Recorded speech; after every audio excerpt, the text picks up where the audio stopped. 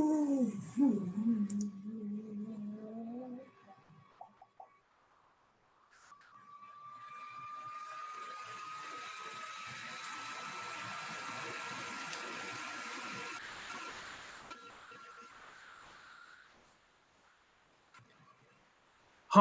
good morning, everyone. I'm Patrick Vernon, and I am part of the BAMEStream team, and also I work closely with UBELE.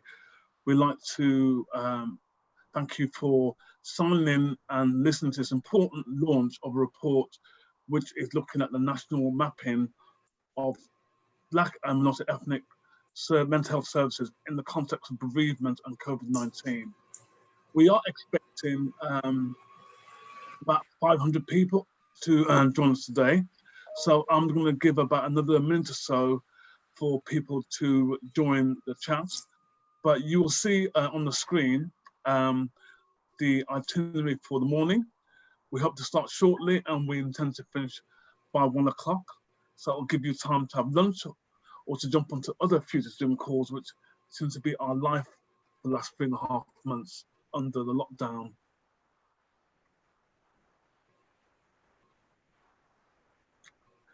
Yeah, so we have 556 people signed up, and it's really fantastic, which highlights a number of things why a lot of people have joined us today.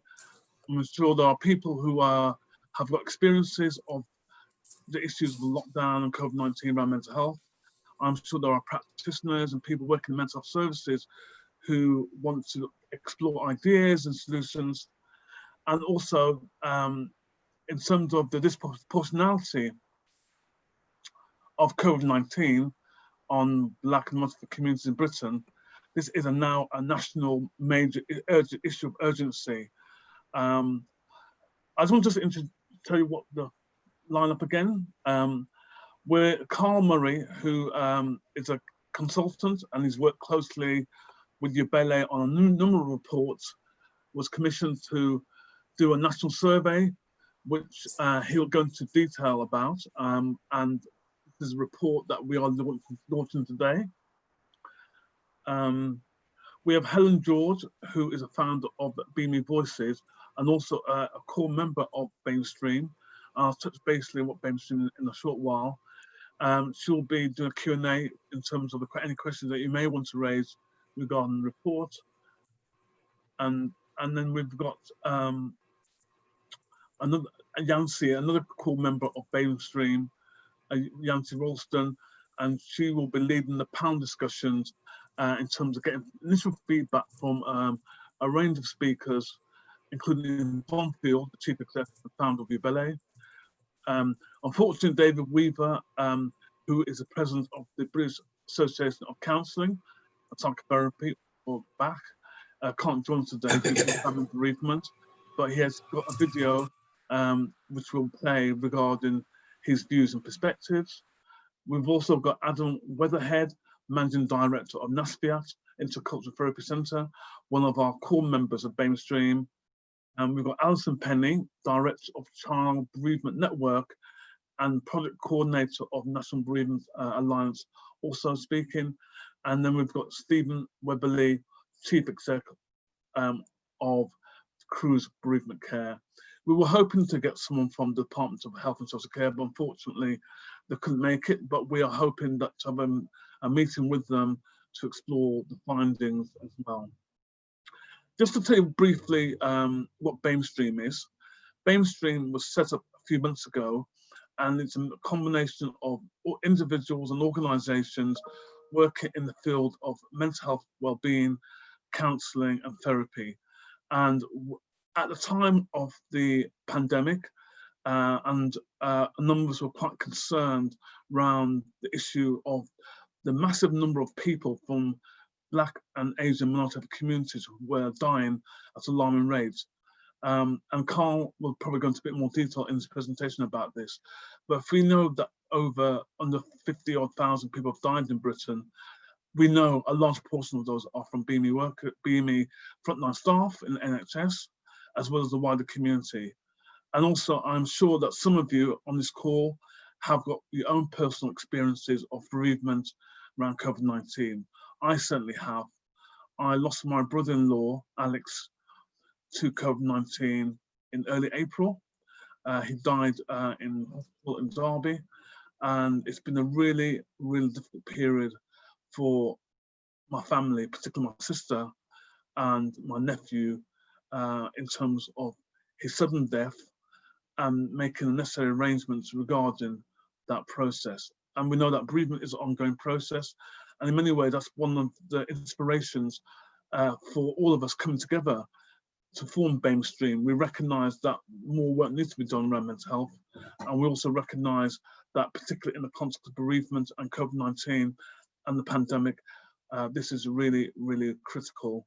One of the things that I've done, and I've worked closely with Ubele on, is that we've launched a fund called the Majonzi Fund, and that fund is about recognising that a lot of Black, Asian, minority ethnic communities have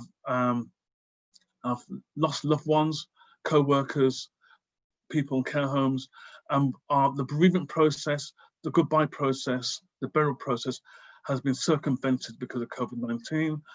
And the idea of Majonzi Fund, and the concept of Majonzi is a Swahili word meaning grief and deep sorrow. And that the whole idea is to, we're raising money through GoFundMe. We've raised over £75,000. We hope to reach over £100,000. And in the new year, we want to start a grant process to give out small grants to families, co-workers, faith groups, and community groups to organise events or anything at all they think to celebrate, acknowledge the loss of loved ones as well. And if you've got money, spare cash in your pockets or bank accounts, please go on to GoFundMe, the Majonzi Fund. So far, the response has been absolutely fantastic. I just want to acknowledge Riaz Phillips, a young Black man who successfully launched an ebook on diaspora recipes of diaspora recipes around the world, working with different BAME chefs, recommending the best recipes, and he has raised over £30,000 in the last month or so. We've got London Gospel Community Choir. They've donated a song to us, and the royalties will go towards the Majonzi Fund. And Henry Beaumont, who works for The Guardian as a cartoonist, has designed a special limited edition print, which the Guardian website, Guardian shop is selling to support the Majonzi Fund.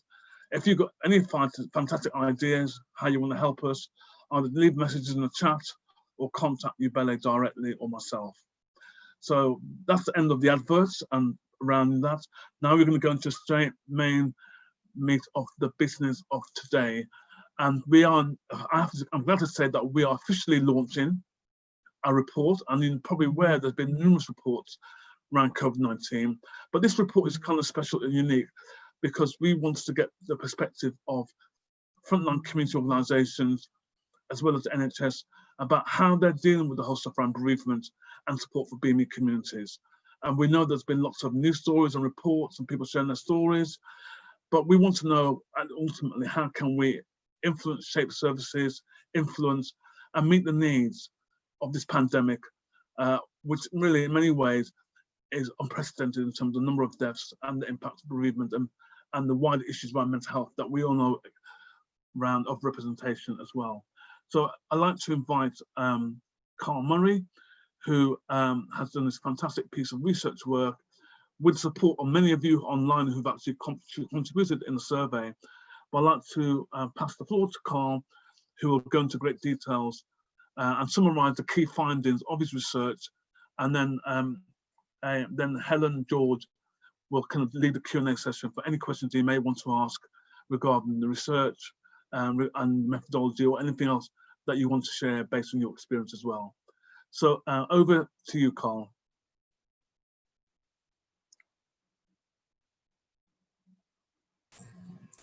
Thank you.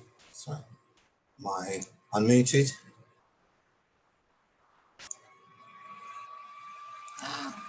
Having a problem. Sorry.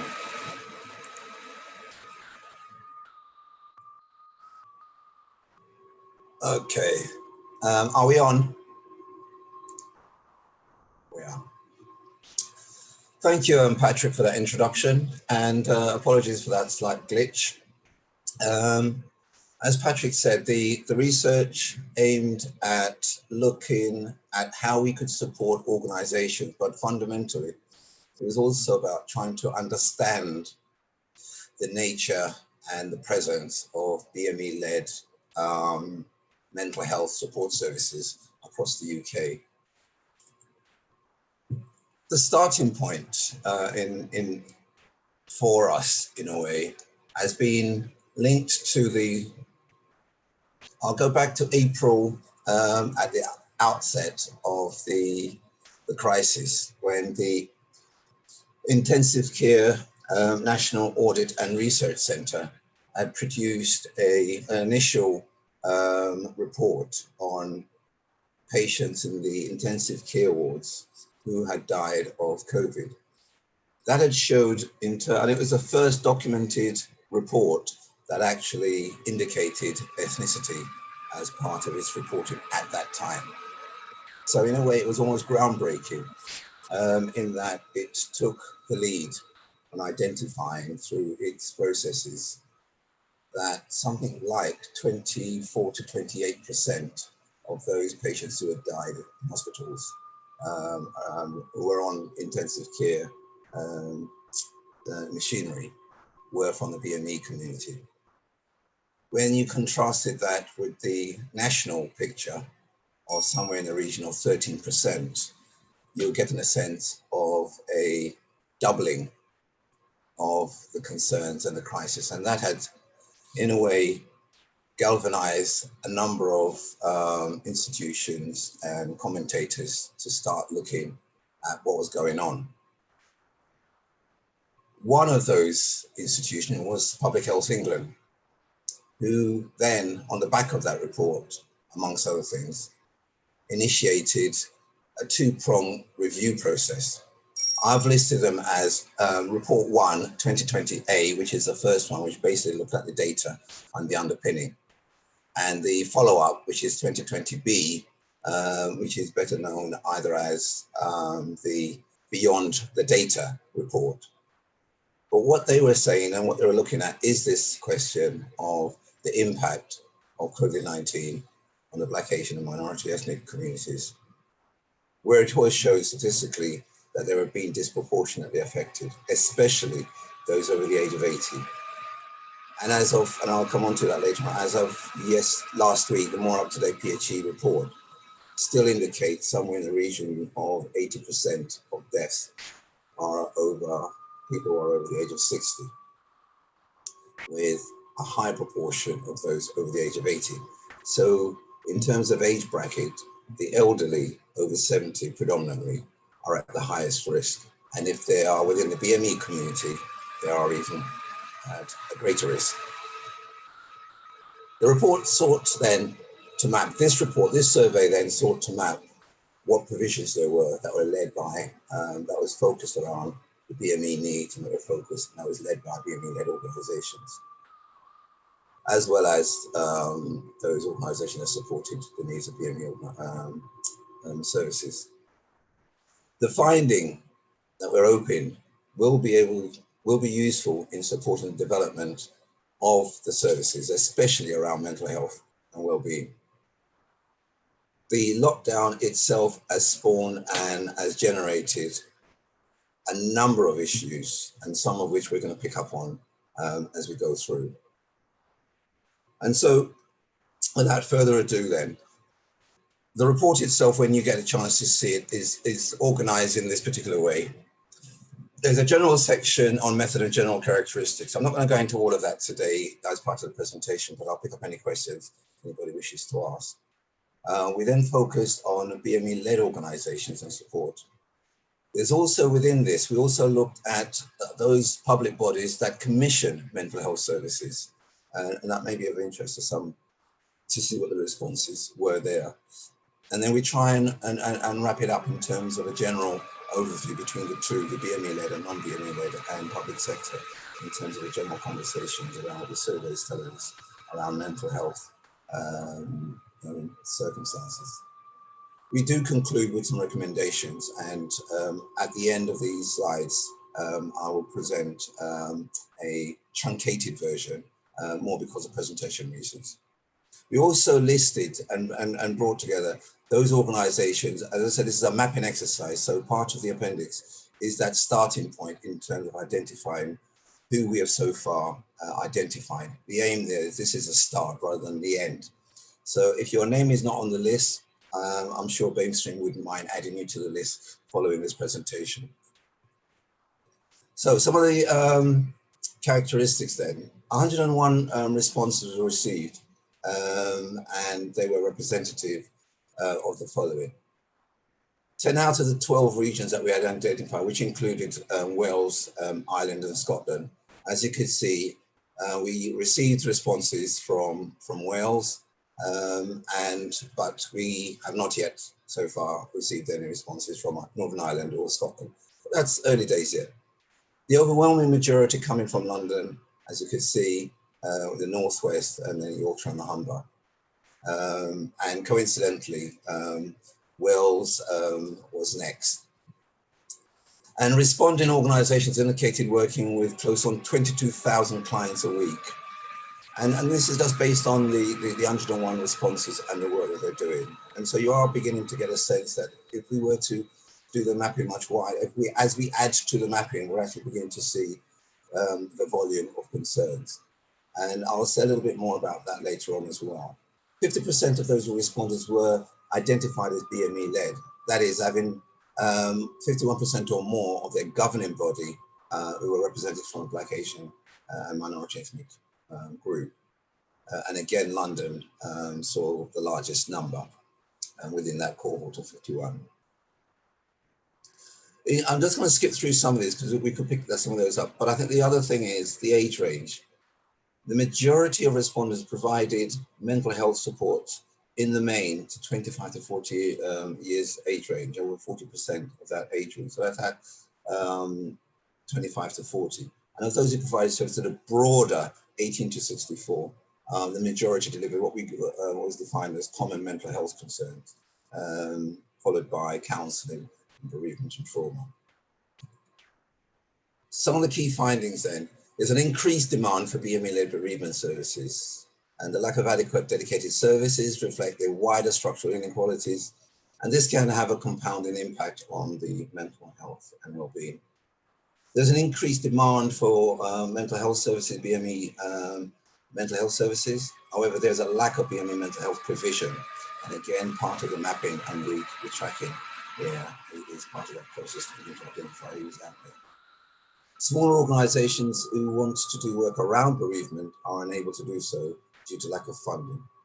Now, Ubaili, through work I did earlier on in April, I'd identified that almost 90%, or 87% to be precise, of those BME-led organisations, and we're talking about 221, I think, overall who responded, were at risk of folding within the 3 months. And I've just had a response this morning from a follow-up, and it is beginning to bear fruit that quite a few of them are now beginning to show signs of folding. Mainstream providers and BME-led organisations acknowledge that there is a lack of cultural competencies. And again, I'm going to come back to that later on as part of the needs, but again, we're beginning to see developments in here. Diverse Cymru in Wales have developed a cultural competence certificated program that was launched in July.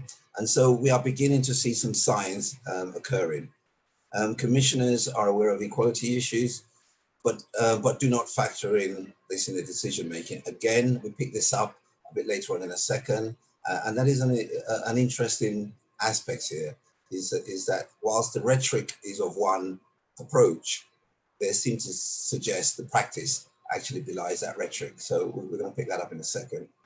BME-led service providers are in need of capacity building. There's been an increase move to online services. Now, without a doubt, 100%, I suspect, because of the lockdown, the restrictions, social distances, and all the rest of it, in fact, all organizations, charitable or otherwise, have had to find ways of delivering services as best they can, online being the natural source. There is no national offer for bereavement services, and I think this is one of the points that Patrick raised earlier on, and the stimulus behind the Johnson Fund. COVID has meant that funerals cannot take place in the way that they usually do.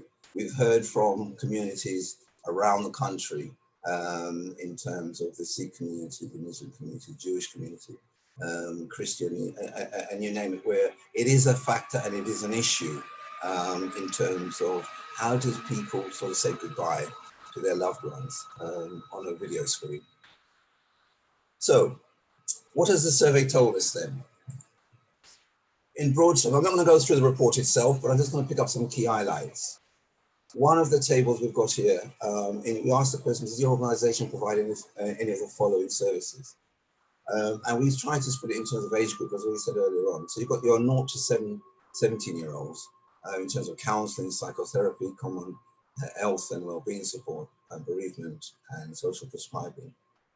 And you can see that in terms, as the age, as you go up the age range, and like the working age, 18 to 64, is the age band where the majority of the mental health support services are supported. Not exclusively, but you can see straight from the data that those in the 18 to 64 age range are predominantly around counselling and a general common health and well-being support.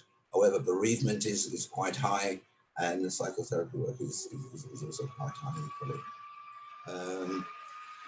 In terms of what have their clients been reporting, so we try to work out, has there been any shift, any increase, any difference between what happened before COVID and what's happening during COVID? And at this stage, we split the responses between those who were charitable and voluntary organizations against those who were local authority and public bodies. And of the 70 who responded, stress and anxiety, these are all the increases as opposed to exactly. So this is the number of organizations who saw increases in the reporting and the presenting of these cases and issues. So stress and anxiety was the greatest increase overall. Isolation coming very close, and you, I mean, those of you in the game will probably recognize that, and a number of these things feed off each other. So isolation and loneliness could lead to stress and vice versa. So nothing is as pristine and as blocked out as they are. A broad range of mental health and financial hardship. Again, when you consider lockdown, furloughing, not working, 80% versus 20%. Or 100%. So it's a mix in terms of what people are receiving and where they are. Bereavement was occurring, and bereavement and trauma is there. Domestic violence, and again, it's not at the bottom, it's somewhere in the middle and moving up as other reports are indicating. So what we're seeing is a marked increase in the reporting of concerns. Any noticeable impact on the organization as a result of COVID? So alongside the increases that organizations were feeling, we also wanted to know, well, what else is happening with the organization? So as we indicated, there is an increased presence on online video conferencing by and large, just almost 3/4, 74%. Increased use of providing telephone counseling. So both the telephone and the online in terms of video call had increased and is increasing. Development of new service offer is also another interesting area. So people are being creative, people are looking sideways in terms of how they could deliver and provide support. Clearly, reduced income, and again at the bottom there have been some redundancies, and I think we should not overlook the fact that the crisis is also having a damaging impact on socioeconomics. The types of concerns then that the CCG, so we asked a question about those commissioners of services, and we had 25 responses from across the country, mostly in London, but we also had from the Southwest and the Northwest as well. So some of the services that they commission is counselling, psychotherapy services, general health and well-being, bereavement and trauma as a combined, and social prescribing. And one of the things that's interesting, given the issues around trauma and bereavement, overall, 6 out of the 25 actually commission bereavement services. So therein lies a series of questions around what services. General health and well-being, this is looking at it right across rather than individual. So you've got your clinical commissioning groups, you've got your NHS trust, and you've got your local authority commissioning provider outside of the area. So we responded. Commissioning by targeted groups. So we asked the question, if you commission, how do you commission? And so we offered a range of offers, and by and large, these were the ones that they commissioned. You can see by and large, they commission to what they call culturally diverse communities, BAME communities, and children and young people services in terms of mental health. By and large, they're the two sort of strongest, highest rated.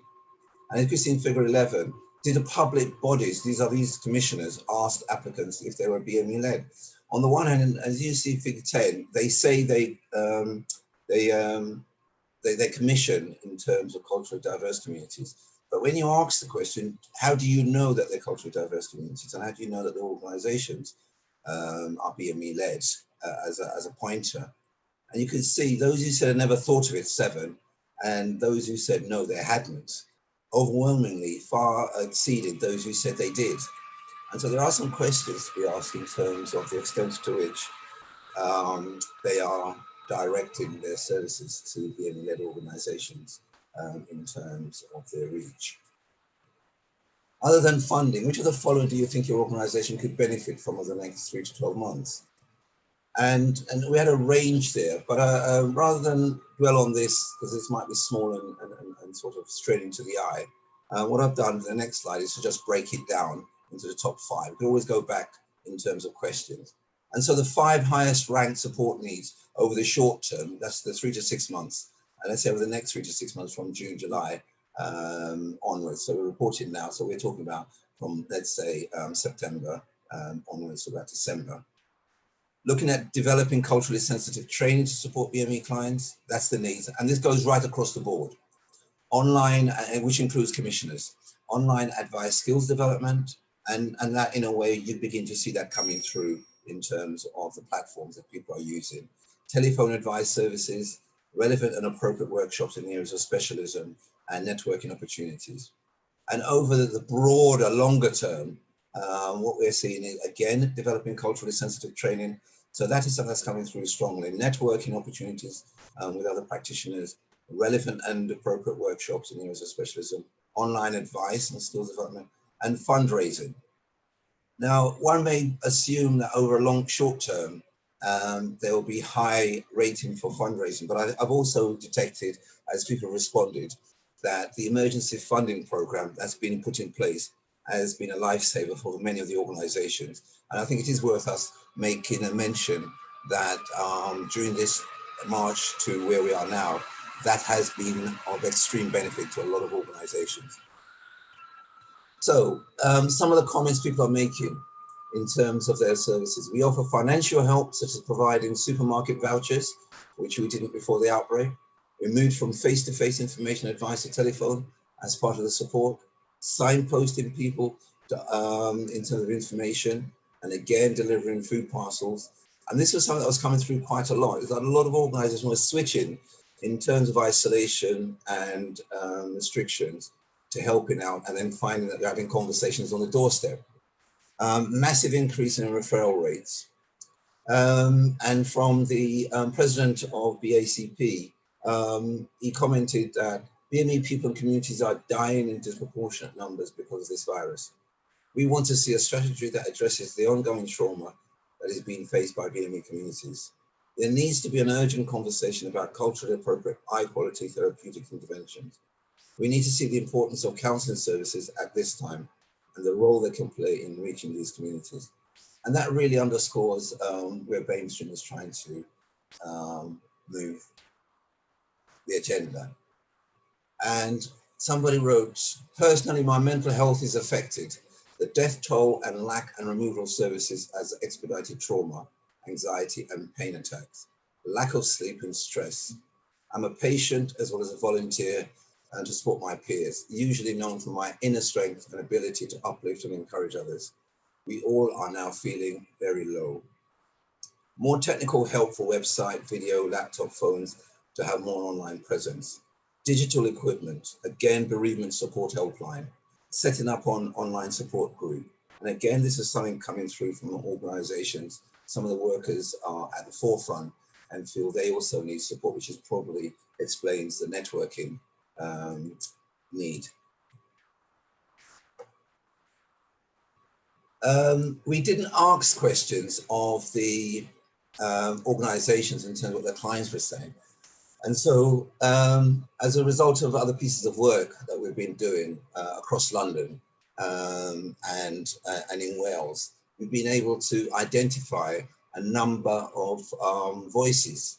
And these are just snippets of some of the voices coming through in terms of the clients, the beneficiaries, what they're saying about the condition that in a way underscores what BAMEStream is trying to achieve through this process and through the survey.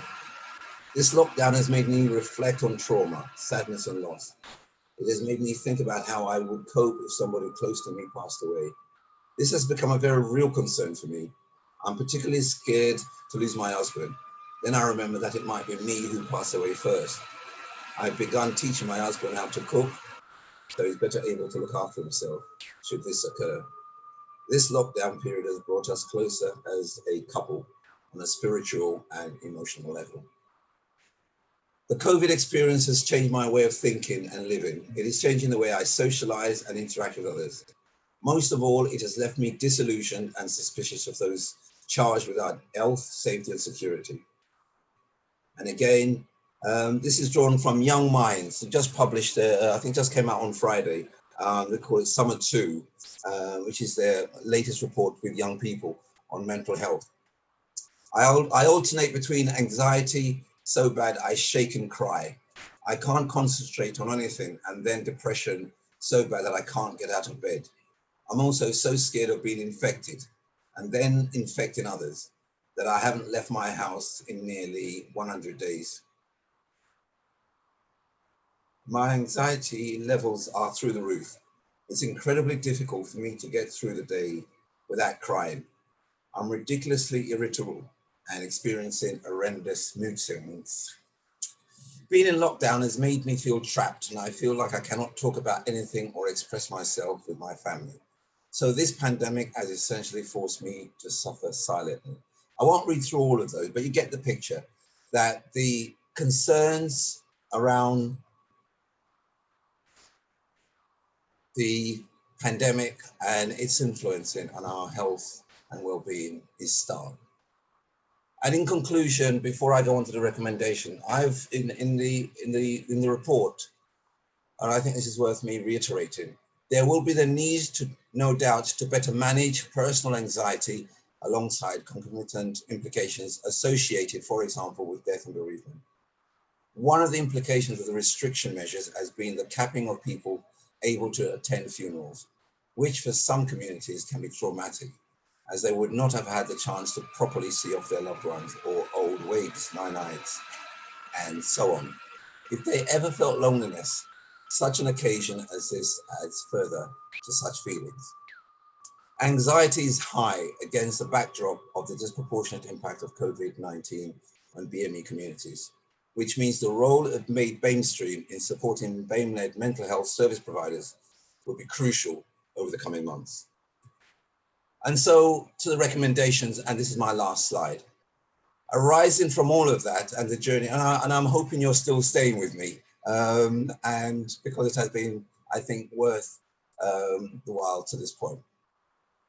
We've identified bereavement support, commissioners, funders of mental health services, NHS and sector providers, mainstream third sector providers, BME-led organisation providers, and policymakers and academics as the core areas against which recommendations have been set. I'm not going to go through each and every one of these, but I'll just pick up a bullet point in each, or we can always come back to it through any questions and answers. There is a need for national BME bereavement service that meets the cultural needs of the community. More needs to be done in relation to funding, capacity building, and commissioning of BME mental health services, especially around bereavement. As we could see, very little commissioning is done in that area. training in cultural competencies and equality impact assessments. As I've already indicated that there's a program, and I know there are others taking place in Wales because they identified it in their response. And so right across the field, and it's not just London-centric, people are actually engaged in the process and in the work around mental health, so we shouldn't overlook that. Mainstream third sector providers, there is a need for technical and awareness training. And in terms of BAME-led organizations, securing funding to develop BAMEStream Alliance, especially in connecting with those who contributed to the survey. Again, as I said, we've started and it's only a start, and therefore more work needs to be done. With regards to policymakers, more research on the impact of COVID-19 on BAME bereaved families, we think, would go a long way. And that's the last slide. And thank you for listening. And I'm hoping that you're still with me. And I'm more than happy to take any questions at this stage.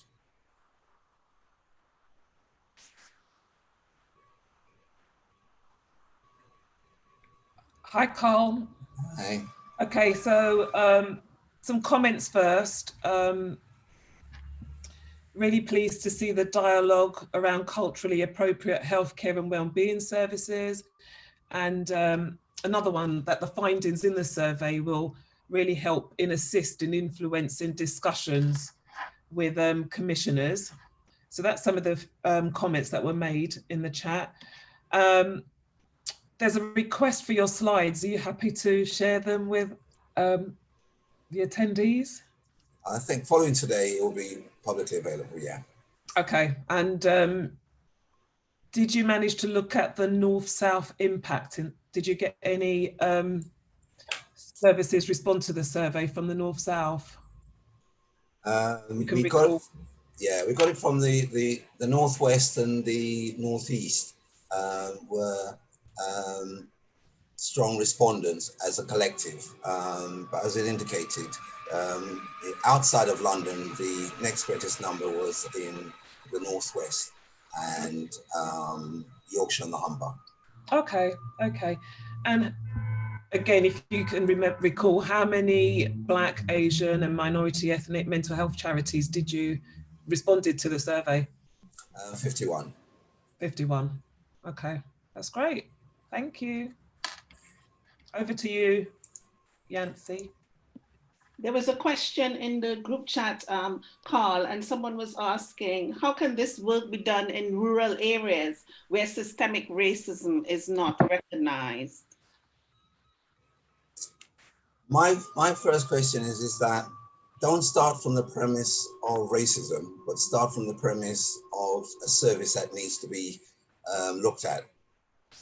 And I think if we start from the need for a service and demonstrate the need for that service, then I think those who might be hiding behind languages of it's okay, we don't have any BME in the sector, therefore it's not relevant, in a sense becomes redundant because the service need will demonstrate that it is needed.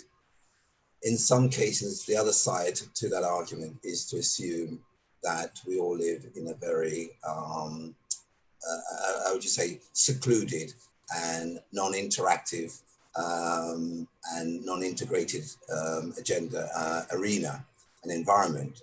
And therefore, it's not good enough to say, I'm okay this side and I'm not okay that side. Who knows what's going to happen in future to come? You personally may not leave your enclave, but your children might, and services might come in. And then how do you react to those individuals? So being open, irrespective of the size of the population or the demography of the population, should not be a reason not to undertake the work. Okay.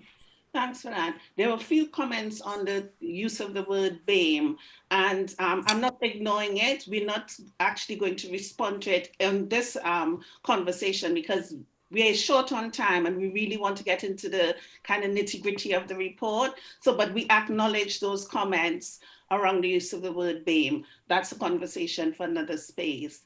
To the panel, can I ask what sticks out for you? And I'll ask Stephen first. Can you just say who you are and what sticks out for you in that report? Thank you, Yancy. Hi, I'm Stephen Wibley. I'm Chief Exec at Cruse Bereavement Care. So we're the leading bereavement charity in the UK. We've been supporting bereaved people for the past 60 years. First of all, I just want to say how much I welcome the report. I think it's very timely following the horrendous tragedy of the pandemic.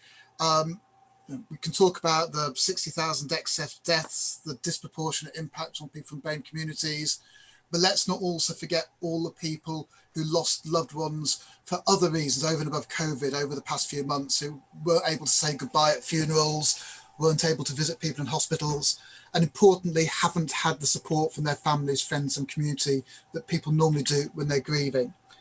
In terms of what stuck out, I guess there's three key points in the recommendations that I wanted to pick up that I think are incredibly valuable. The first one was about research. Now, I know there's always a bit of tension if you talk about research, and more research needs to be done, and sometimes that can get in the way of action. But I think the two can happen in parallel. Yes, there needs to be action taken, and the report outlines that really well. But the research about understanding properly the impact of bereavement on different communities, on different BAME communities, how people from different communities respond to the bereavement, the grief, what support they get from the communities, and particularly about what works well and what works well for whom. And if we don't have that evidence base to build on, there's a risk that we're wasting our time in providing services that have no benefit to anyone. The second point I think I'd like to pick up is about cultural competency training. For an organisation with almost 5,000 volunteers across the UK, we provide some great training, but we don't do enough about cultural competency. And I suspect that's the same for many people from mainstream organisations. And I think the final point I'd like to pick up, Yancy, that stuck out for me was the recommendation around a national BAME bereavement service, which I completely support. My view is it will increase the diversity and the choice of services available for people.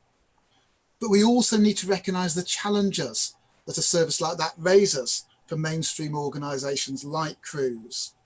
Will we end up competing for the same amount of money? Competing for the same groups of volunteers? Is there a risk that Cruse ends up even whiter than we are at the moment if there's a national BAME bereavement service as well? Now, I think those are all challenges that I need to be addressing as Chief Exec of Cruse, but I think this discussion and this debate gives real opportunities to think how organisations like ours, with that amazing legacy and history of providing support, can work in partnership with the organisations here today, so to address those challenges and make sure we can provide more better support for bereaved people across the UK. So thanks ever so much for inviting me here today, and it's a great report. Thank you. Okay. Thank you very much, Stephen. Adam Weatherhead, could you just say who you are and what sticks out for you? Thanks, Yancy. Yes, I'm Adam Weatherhead, Managing Director of NAFSI Intercultural Therapy Centre, which is a therapy centre set up 35 years ago in North London to provide mental health support to people from BAME and diverse backgrounds. We welcome the report as well. It very much reflects what our own experience at NAFSI, what we've found. In some ways, it validates a bit what we've been doing because we have been providing BAME-led counselling services. We also provide cultural competence training, and we're producing a manual on cultural competence in collaboration with UCL. And it's a little bit frustrating because we have been calling for these measures for many years. Basically, that's the raison d'etre for our organisation. So it's a bit frustrating that we're still calling for them. And we've also specifically been suggesting to commissioners and funders, highlighting the need for cultural responsive bereavement services since lockdown, and we've had a mixed response.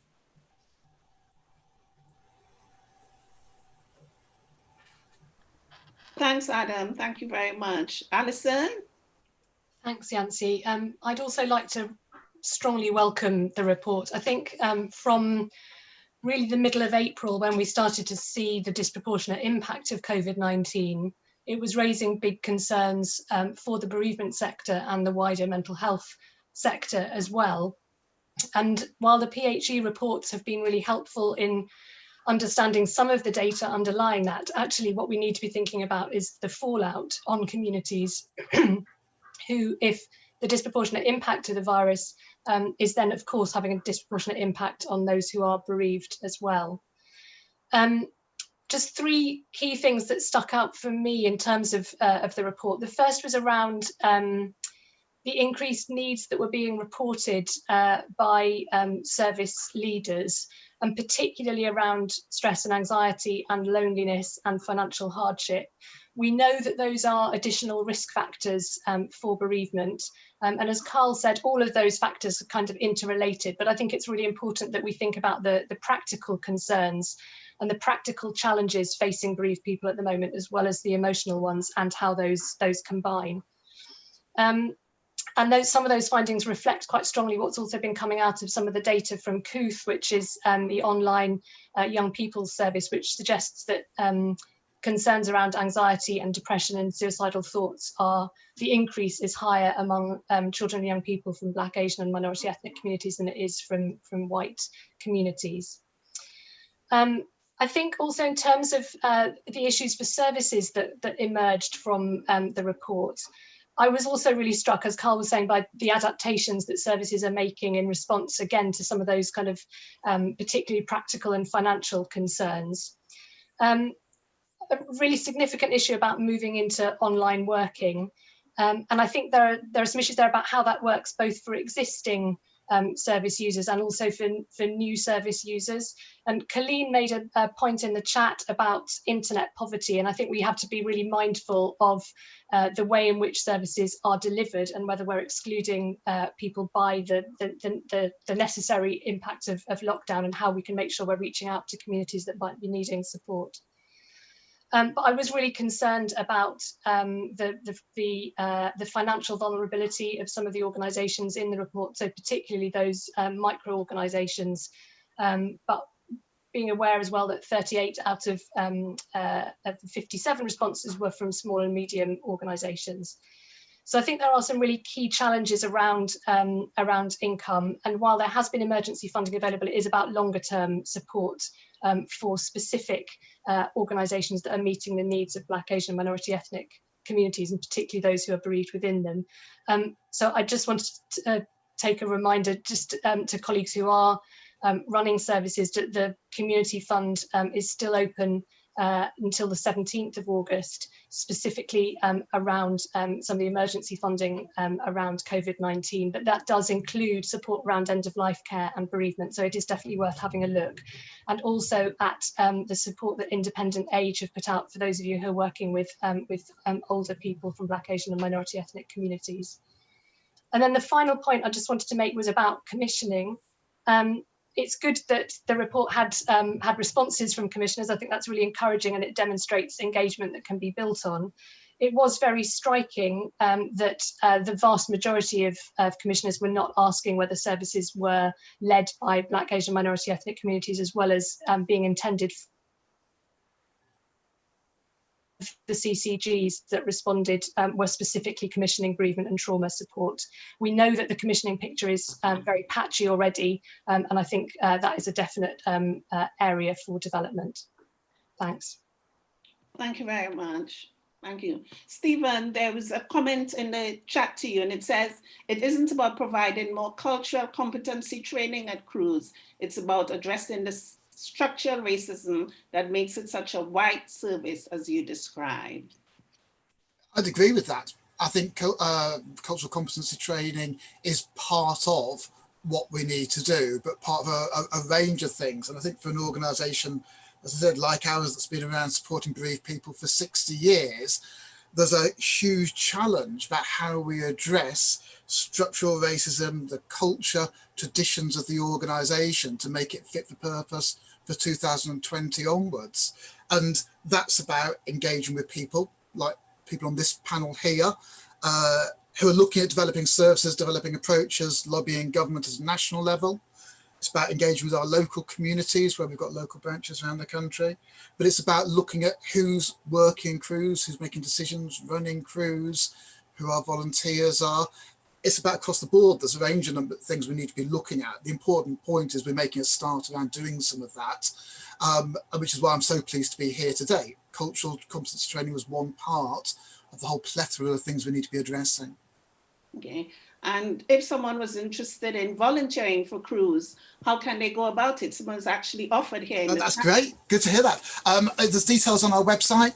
We've moved all of our volunteer training onto remote delivery, so we're still recruiting and training volunteers. So please do have a look on the website.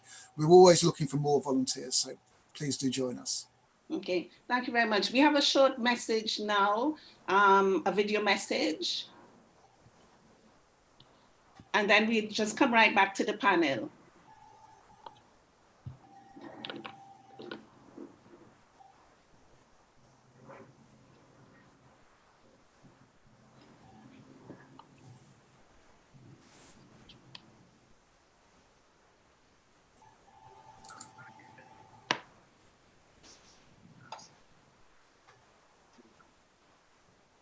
My name is David.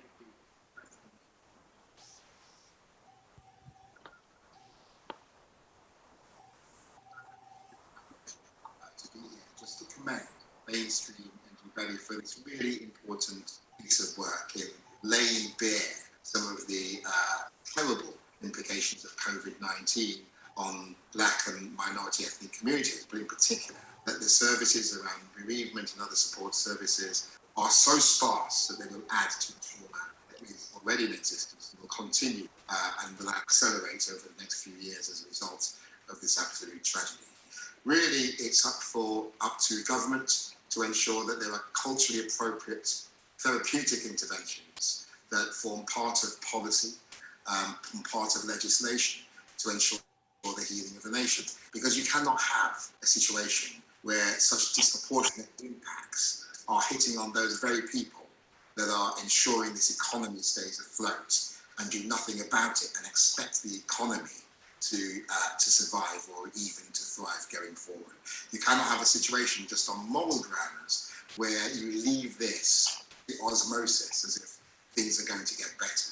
What we will see, and what we are already seeing, is the trauma that is spreading amongst our communities.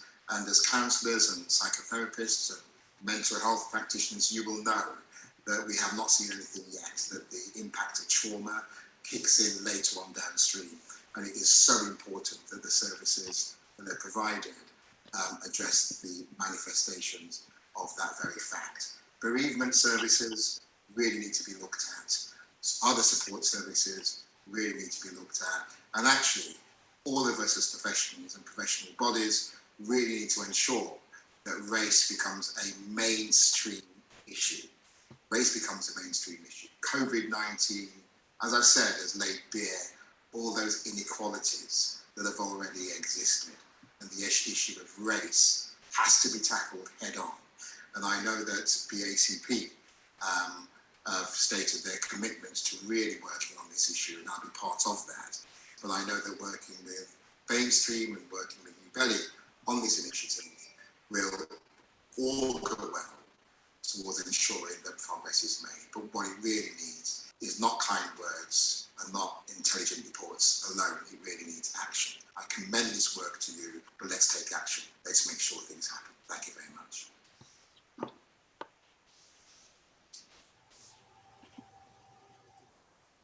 Thank you. That was a report from David Weaver. Alison, I'm really sorry, but you didn't introduce yourself, and a few people have asked, who is Alison? I'm so sorry. Thanks, Yancy. I'm Alison Penny. I'm coordinator of the National Bereavement Alliance, which brings together a number of membership networks in the field. So organisations like the Association of Bereavement Services Coordinators in Palliative Care, the Coroner's Officers Association, and then also some of the national bereavement care providers, and also some of the regional networks that are working to try and bring together at a local or regional level those who are working with bereaved people. So Leeds Bereavement Forum is an example of that, and the New Cornwall Bereavement Network as well. I'm also director of the Childhood Bereavement Network, which brings together organisations that are working with bereaved children and young people across the UK.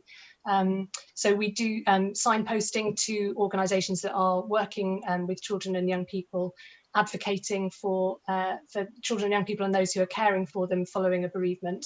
So some of the work that we're doing at the moment around that is particularly around support for young people returning to school, following experiences of bereavement during lockdown, and also looking at the benefits system, which at the moment excludes those children and surviving parents from state bereavement benefits if a couple weren't married, or if the person who died had a disability and wasn't able to work.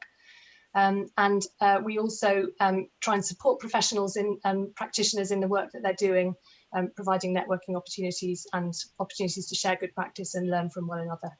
Thanks. Thank you. And can I just ask then, what can organizations such as yours do to support BAME communities? Thanks. And I think it's important that I think there are kind of three principles, perhaps, both to thinking about what's going on internally in organizations, but then also looking outwardly to better and stronger partnerships that can support bereaved people from Black, Asian, minority ethnic communities, and also organisations led by those communities. I think those three principles which I'm trying to use at the moment are about listening and learning and thinking, but then acting as well. So I was particularly struck by what David just said about the value of reports and research, but actually we need action as well. I think there's also something about not seeing, thinking about these issues and acting on them as a one-off exercise.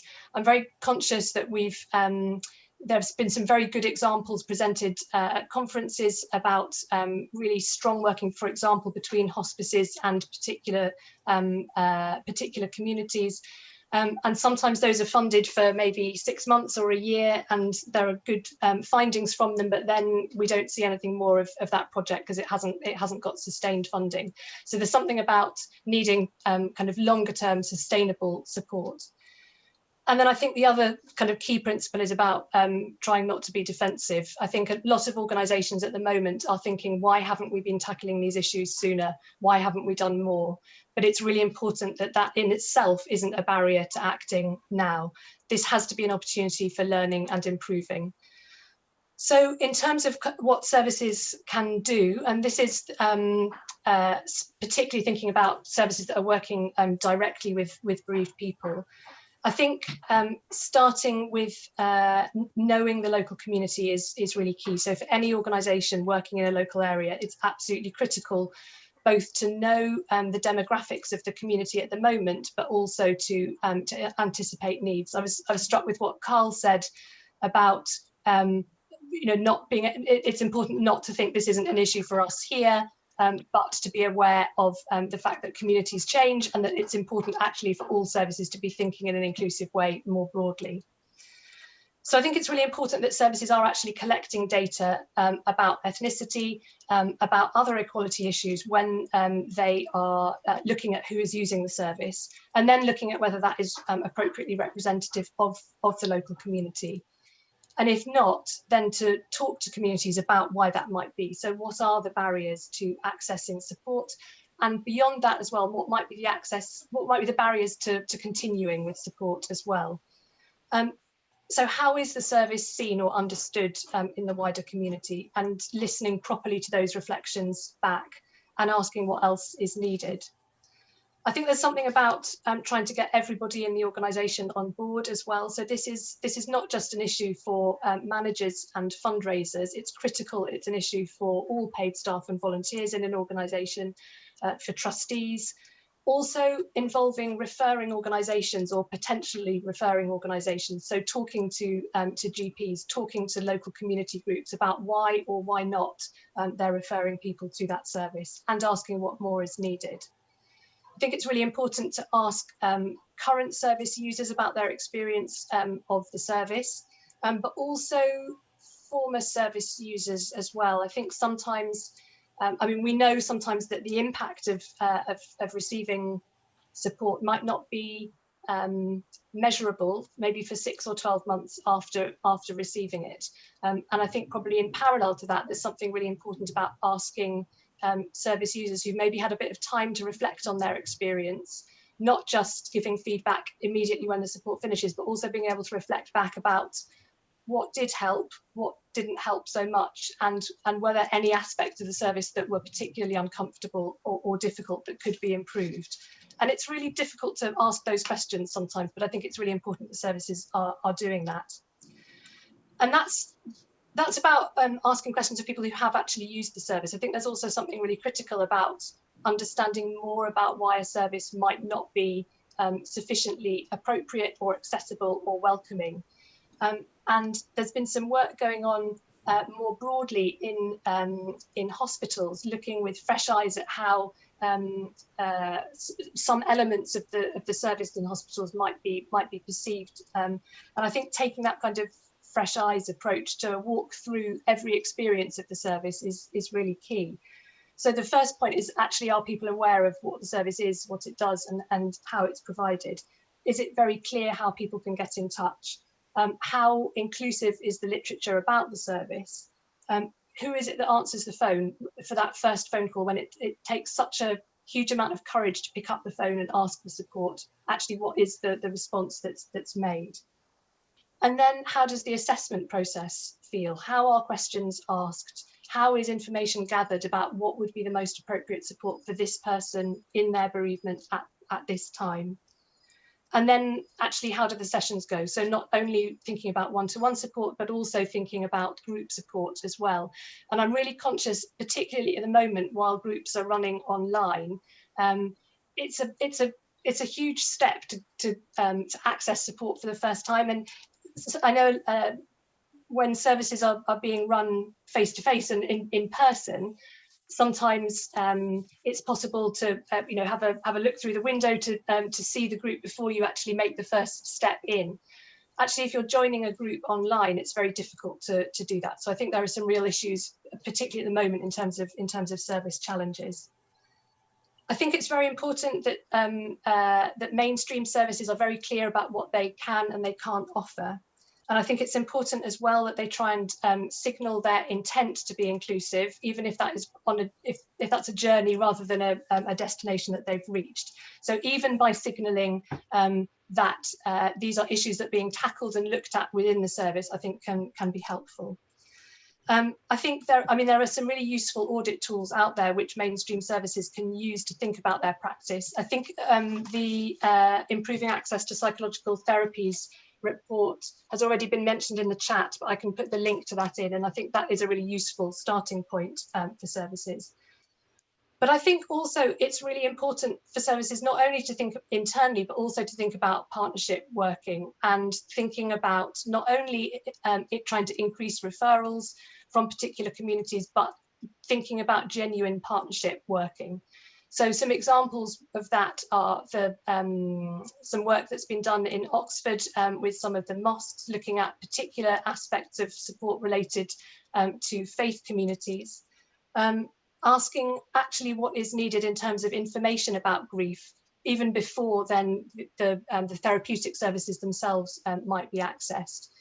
I think it's important that that mainstream organisations also think about where they can have an appropriate kind of knowledge sharing with other organisations based in particular communities, and also to be generous with funding that is available. So sometimes it might be much more appropriate to go in as a partnership, but for mainstream organisations to have a genuine concern for the needs and sustainability of community organisations, because otherwise those organisations, once emergency funding has gone, will be facing those issues around vulnerability, financial vulnerability that Carl has identified.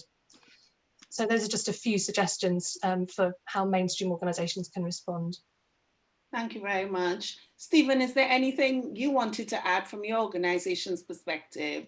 No, I'd agree with everything that Alison said there. I think for mainstream organisations like ours that have been around for many years, there's a whole range of issues we need to be looking at about how we can work with colleagues to tackle the legacy of our history, tackle the institutional racism that affects how we work, I think one point to build on possibly is about recruitment, around staff and volunteer recruitment. I see there's been a number of comments in the chat around that, about how we can work to both make sure the leadership of the organisation is more diverse. And again, I'd hold my hands up at Cruse, whilst our board of trustees is reasonably diverse, our paid staff leadership isn't, but also around across through the whole organisation. So said earlier, with 5,000 or so volunteers, and how through working with different communities, we can support people who want to join Cruse, who want to provide that support to volunteers, and train them up in a way that works for them, so we can then help support people in different communities with that trained volunteer base. But it's more complex than that. I mean, there's questions about how we recruit people, questions about the bias in selection processes that we're in the process of addressing, the questions about who's knocking on the door to volunteer to be with us. And it's great to see people in the chat wanting to join Cruse. But unless we start to address those issues of recruitment and staff and volunteer, for both staff and volunteers, some of the points that Alison so eloquently talked through won't then fall into line after that. Okay. And Adam, I have a question for you. And as an organization that provides the support to BAME people, for the commissioners listening, how can they support your organization or organizations like yours? Okay, I think, I mean, the report highlights it quite well about not being colorblind when they're doing their commissioning. I think the majority weren't inquiring whether the organizations they were commissioning were BAME-led or otherwise. And I think one of the key things for me is that they accept that addressing inequalities costs money, because lower funding will result in providers seeking a one-size-fits-all solution approach, and that will leave minorities at a disadvantage. So that's a key factor for commissioners, is that if you want to address inequalities, it costs more. Like if you're gonna make every budget shoestring, then it's gonna result in more inequalities. And I think better use of equality impact assessments. They're not they're sort of done as a bit of an afterthought in a lot of cases. And I think if that was done at the forefront in commissioning, how it was going to impact equality, then it would result in better solutions. Okay. Thank you. Patrick, I'm going to put you in a bit of a spot now. What can commissioners do? You wear many hats. What can commissioners do? They could do a lot of things. I used to be a commissioner working for the NHS many years ago. It's about leadership, and it's quite disappointing after National Service Framework, which was launched nearly 20 years ago, about national standards, that commissioners in 2020 still don't know, don't inquire, or even make the effort to find out who they're engaging in commissioning with. And in many ways, the report, which I have to give credit to Carl, Yancy, Helen, and the Ubeli team, plus my involvement, and probably, and more importantly, people who responded to the survey in a very short space of time. It highlights the current mental health inequalities in commissioning and service development. The whole COVID-19 and bereavement scenario has further exposed and highlighted the fragility of the need for mental health services for Black, minority ethnic communities, reflecting the intersectionality, culture, faith, and diversity. And I remember that NHS Department of Health launched a strategy. It must have been about 8-9 years ago, called world-class commissioning. Can anyone remember world-class commissioning? Mm. No, probably can't. People can't remember it because it didn't last that long. And that is a problem, that you have initiatives around new ways of thinking around commissioning, new models of engaging with communities. There's no sustainability, there's no consistency. And then you go back to there's a default position where most of the money is spent on mainstream, reactive, psychiatric mental health services. I mean, I don't know how many therapists and counsellors are online today or supporting counsellors and therapists. There are more counsellors and therapists working outside the NHS, particularly from a BAME background, than working in the NHS. Why is that? It raises a fundamental issue about not just about commissioning, but the role of mainstream service providers in not having the talent to provide the type of therapeutic interventions that so desperately is required. Yeah, I'm totally agreed. I mean, we know that with the Black Minds Matter, they actually did set up GoFundMe, and a lot of other organizations are setting up GoFundMe in order to pay for the services. I don't know, is Michael Hamilton in the room? Michael Hamilton, are you there? Can I add to that, Yancy? I think it's really great that you've got Black Mind Matters, and also Ubele and other organisations. But the bottom line, it's the mainstream NHS budget and the joint commissioning budgets between local authority and the NHS. That's where the money is.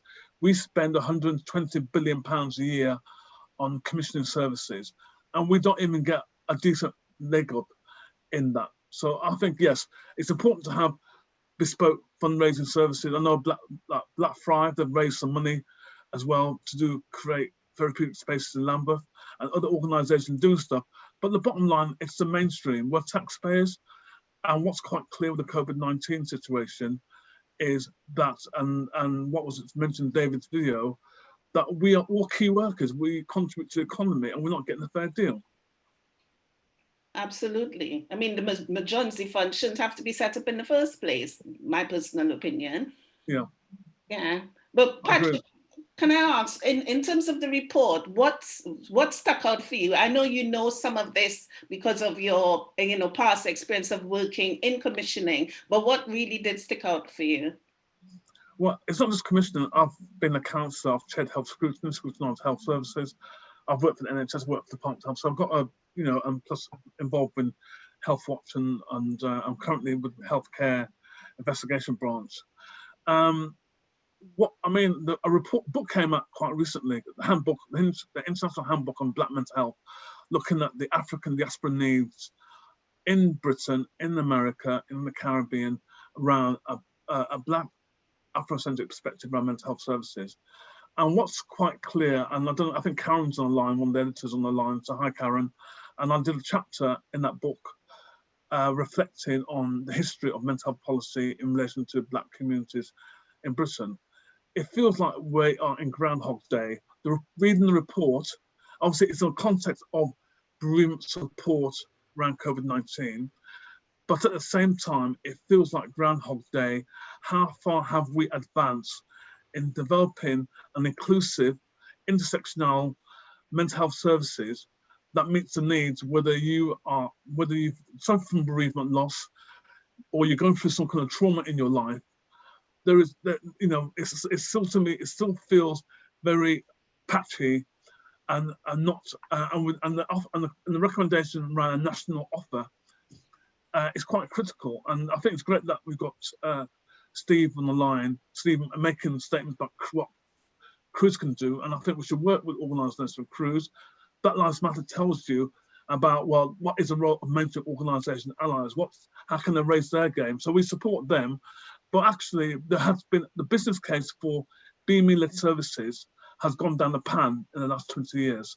That to me is the report shouts quite clearly, we need to have BAME-led services. We need to make the business case, the financial case, the economic case, and the ethical public sector duty case for BAME-led services, whether it's bereavement or other services that support, especially the whole pandemic and mental health exclusion as well.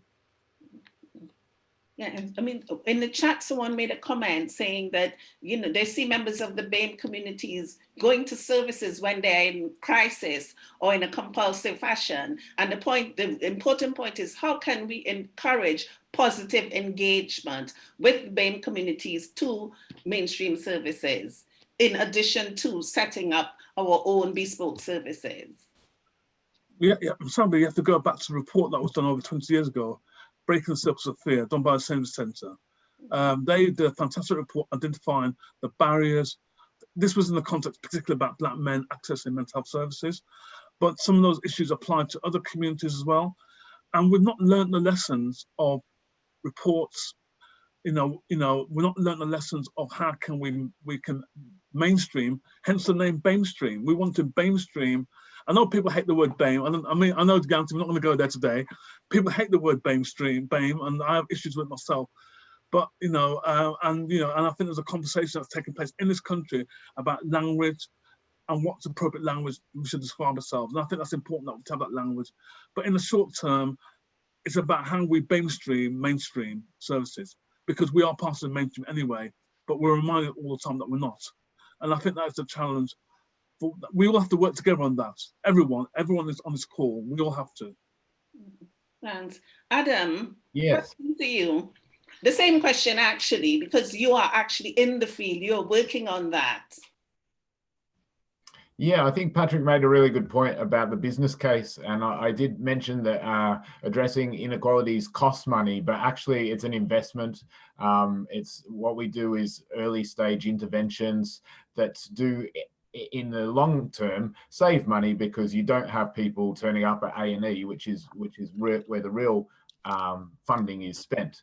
If someone is in a crisis and something happens, that costs a lot more money than getting in when they're having a low mood or more minor mental health problems that can be addressed through counselling or therapy. So I think that's a really good point to get back to that business case and make the business case to the commissioners. The investment of this kind in BAME-led organisations to address bereavement, mental health, loss, grief, will result in savings down the line. Great. And as a collective, BAMEstream, how can we support you in that process? Well, I think the report and the research has shown that the BAME-led organisations can get together and work collaboratively. And I think the next step is perhaps more research, but also action from funders and commissioners. Taking it to the next level, and yeah. Thank you. Helen, as part of BAMEstream, how can BAMEstream support that? Well, I think there's lots of things we can do, really. I think first of all is definitely, as both Stephen mentioned it and Adam, in terms of the research, that's one of the things that we've spoken about in getting some, really going in deeper into the intersections of BAME, what support is needed for each different community. We've got to look at religion. We've got to look at the different ethnicities as well. So that's one, research. I think as well, we need to be supporting the mental health, the Black, Asian, and other ethnicities in terms of the mental health services that are out there already. What support do they need, and how can BAMEstream support them in order for them to kind of, be able to support their communities and the services that they are offering. I know as well we want to get involved, BAMEstream want to get involved in, working with mainstream services like Stephen Cruz in terms of cultural competency, putting something together collaboratively using the strength of our alliance. Within our alliance, we've got UBELE, we've got myself, BME Voices, we've got Barton, the Black, African and Asian Therapist Network, we've got NAFCIAT, we've got the Black and Asian Counselling Psychologist Group who are part of the BPS, and we've got the Unmistakable as well. We've got some really good key individuals, including Patrick and David Weaver. As an alliance, we're strong. We're really strong. And I think, there's lots that we can do to support our communities and put, the mental health needs of the Black, Asian and other minority ethnic communities into the mainstream. Thanks, Ellen. Carl, sorry. A question for you. You went through some of the recommendations. Are you hearing any synergy between what's being said here now in this space and what people were saying when you did the survey? For sure, and I was funny enough, as you caught me jotting down some notes on precisely that same point. That's probably the reason why you targeted me. You saw what I was doing. I think there are three main things that's coming through, and I'm going to catch it all or try and cluster it if I can. I think there is a question about sustainability of organizations. And what we were hearing from the responses was some need for funding. Funding in the short term was happening, but it's the longer term. And so when we looked at that 3 to 12 months, is when that short term, 3 months, 6 months emergency funding ceases, what next? So there were some comments in the report about almost, you could feel it, what happens after that. And then the conversation, or the point that I just finished right now, is Alison's point with regards to training and governors and representation and involvement and engagement. Stephen also mentioned that as well. Is that there is that other second question, which was beginning to come through, which is around governance leadership. It came through with the work we did earlier with the Bailey. And not so much here, but we weren't really asking that question. But in terms of when we begin to look at things like support needs and some of the comments that were made in the report itself, people were talking about not only readjusting their new services, but also managing those new services. And I think therein lies a thing. And then that links on to the question that Patrick has alluded to, which is in terms of funding. And some of the commentaries in the report talked about that. But one of the things that keeps coming through in a number of reports, not just our ones, but we've been looking at a series of reports nationally and regionally in London over the last couple of weeks. And one of the things that's coming through is this question about longer term funding regimes. The short term funding regimes, the 12 months standard, let's call it that, as opposed to the emergency 3 to 6 months break, is something that doesn't help a lot of organizations in terms of sustainability. And so you're looking at, and I noticed that in one of the chats, somebody talked about 3 or 4 year funding. And I think therein lies another major challenge. If funders and commissioners are serious about this, and I think it probably picks up on Adam's point about the cost, is that they've got a commission for the medium to long term, not for the short term, because the short term only put a sticky plaster on the situation. And we all know if you put a sticky plaster on and you're going to water, it just washes off.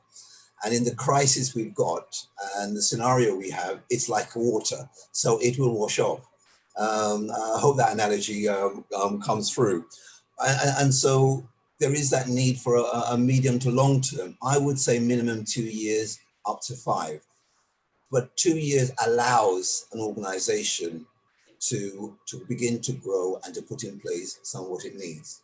And the last thing about research thing that comes through is that needs analysis, being able, not necessarily to do it at the level that we've done it, but being able to, let's call it what it is, let's count beans at one level, but do the analysis about those beans at another level in terms of the voices of your clients and what's saying and how you change and evolve around that, is something that a 2 year funding regime will enable most organizations to facilitate.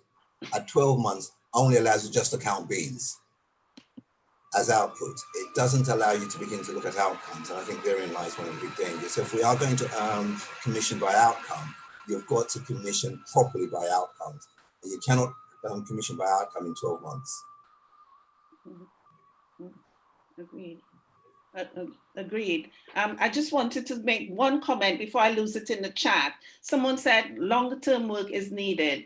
There's a more fundamental issue of access. Training as a therapist, counselor is expensive. Point noted. Absolutely. And there are no loans available for the training. The structure of hierarchy still exists with the pyramid of Black people and clients at the bottom of the pyramid. And absolutely, there is something to be said for the cost of the training and ease of access. Alison, yes. As part of the child bereavement service there, any of the points that Carl just made resonate with you? I could see you shaking your head while he was speaking. Yeah, a lot of them did actually. So I think the first one that I want to pick up on is around is going back to this point about the business case and about commissioning for outcomes, because actually as a bereavement sector, we're not particularly clear about exactly what outcomes we are trying to achieve across the sector. So I think there's a really important piece of work to look at why is it that people want to access support from beyond friends, family, community. What is it that they're looking for from services, and then are they getting it? So I think there's a really important piece of work to think about actually what are the outcomes that we need to be commissioning for, and then use that to educate the commissioners then to go out and commission intelligently towards those outcomes. There is also this point about inequities in training, in taking on leadership positions within the field, and indeed in volunteering in the field. I think there are some really critical issues about actually who can afford to participate in the work in this way. And I know that those are much kind of longer term issues, but I think we need to be thinking about them now, to think about the current and the next generation of leaders in the bereavement sector. And just the third point that I wanted to pick up on was around, again, around research. And I know Helen made this point. I quite often will see in research that is designed, that we'll see that ethnicity and that faith are looked at in terms of they're captured in terms of some of the demographics and characteristics of people who are participating in research, but then they don't get reported at the end, which raises really concerning issues about actually the representation of diverse communities in the bereavement research, which is what we have to develop practice and policy. So I think there's a really important issue about if we're asking these questions and then they're not being reported, why is that, then what more can we do about it?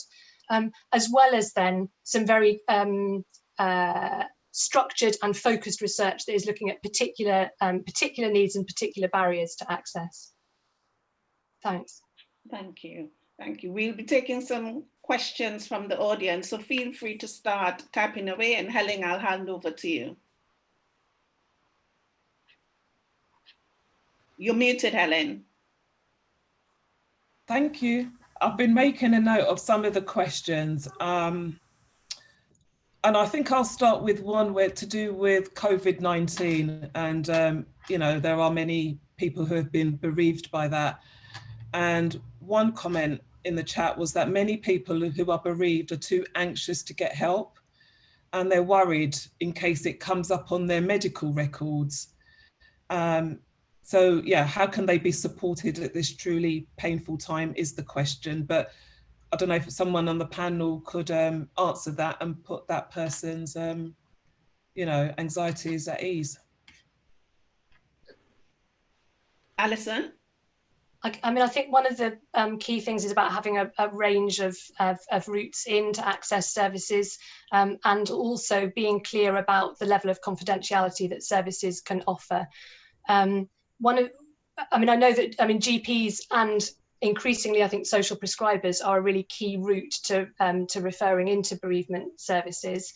But that may be a place where people are particularly anxious then about something being put on their medical notes that might later be accessed. I saw somebody in the chat suggested Grief Chat, which some of you may be very familiar with. It's an online kind of web chat functionality offered by professional help, but embedded into quite a number of bereavement organisations' websites, and that is an anonymous service. But I think it's about making sure that people know how to access services, not just through their GP, but through other routes as well. And that is partly about giving out information when somebody is first bereaved, so that the hospital giving good information about local and national services.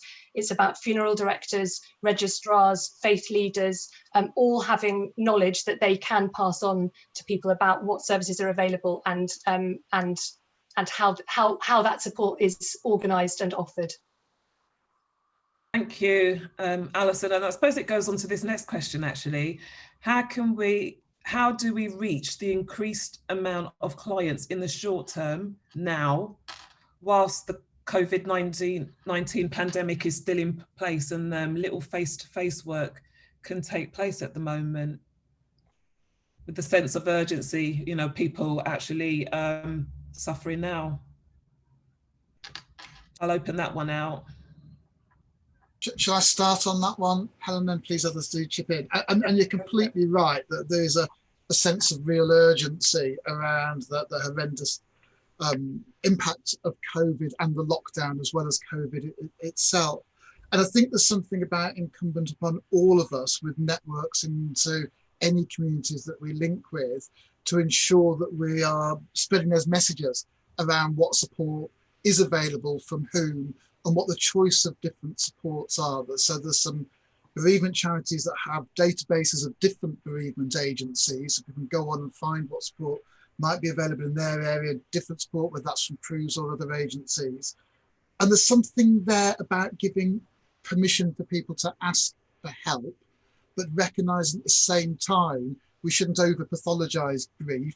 And for many bereaved people who are grieving, the support they get from their family, their friends, their loved ones and their faith groups is actually the right thing for them at their time, but also help people recognise if that isn't enough, where else to look for that help and support. So as I said, I think it's something incumbent on all of us in our conversations every day, but also our work professionally about making sure we're signposting those organisations who can offer that extra support when people need it.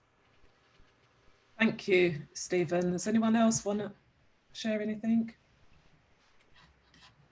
Yeah, we've, I mean, you mentioned, you know, no face-to-face, but obviously we're doing a lot of telephone and video counselling, and hopefully we'll be face-to-face at some point this year. But it does leave certain people not being covered, but the majority are able to access the online and telephone services. Okay, thank you. Someone's asked, therapy is expensive.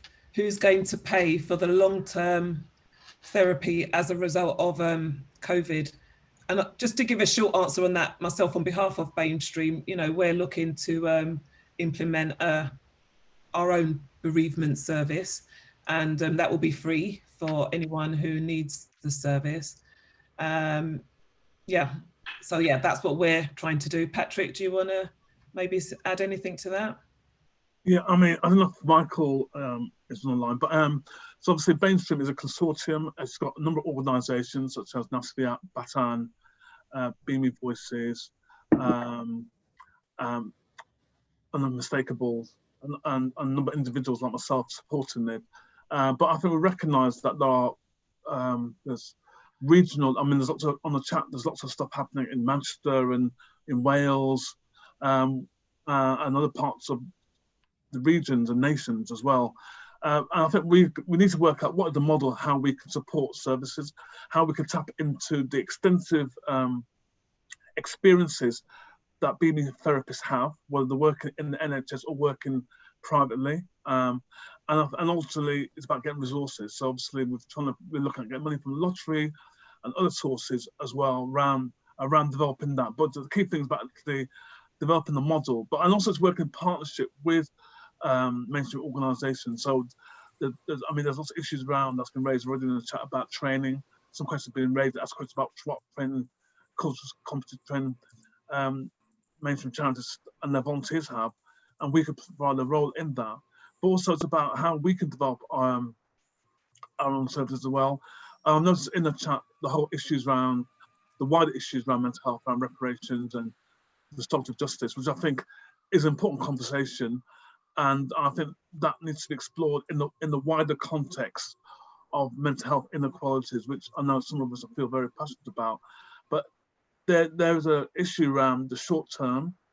There are tens of thousands of BAME families around this country as we speak, who will at some stage, if not already, want to have some therapeutic intervention.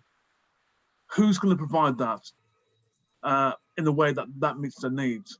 I mean, obviously there are providers currently there, but remember, normally this is a pandemic, and with the whole stuff around post-traumatic stress on top of that, we're talking about tens of thousands of people that need some support in the next several months. So we've got to scale things up to do that, and obviously each organisation at a national regional level will have their role to play.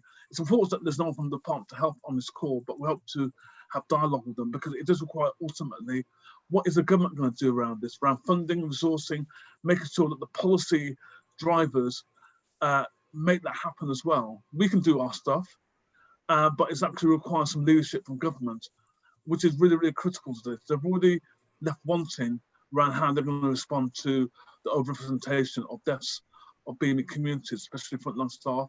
There's no real effective strategies or measures taking place. I don't know if Michael is on the call and talk about the campaigning work that UBEL is doing on that. But I think it's really important that we have service provision, but also remind mainstream agencies that, you know, we're watching you at the same time.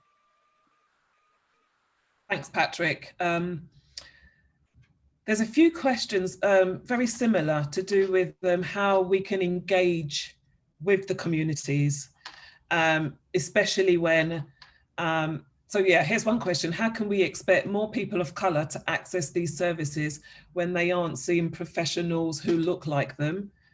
And there was another one, where is it? And how can we encourage positive engagement? Just to open that one out, really. I think, Helen, in terms of seeing people that look like them, that's not something that's going to be solved, hopefully in time for this pandemic to end, because that is more long-term work. NAFSI has we're a small organisation, you know us, but we are, you know, we do have trainees on placement, so we are training up intercultural therapists. But in terms of, you know, having the impact nationally on the scale of the size of this pandemic, that's not going to happen overnight. We do provide cultural competence training, and I know that you know, it's a bit controversial. The idea of cultural competency is not something we can actually train in. We certainly not in one day. We can provide, we can open the door for people to learn and develop their own cultural competency. I think it's interesting. We received training from Cruz. I don't know if you're aware of that, Stephen, but we've received training so that we, in bereavement, but perhaps also Cruz, being a national charity, could receive training in cultural competence from us, which would perhaps have a bigger impact in terms of giving people the bereavement, culturally accessible bereavement support they need.